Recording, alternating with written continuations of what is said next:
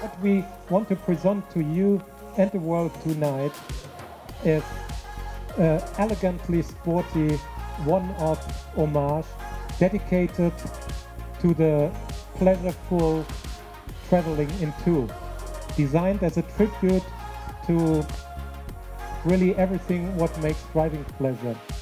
What you can see, and with this concept we wanted to show actually that the passion for everything that goes with driving pleasure has always been very relevant for BMW, and it will stay also for the future. And it follows a tradition of legendary BMWs like the 328 Touring Coupé or a 2002 Touring or even a Z3 Coupé from the 90s.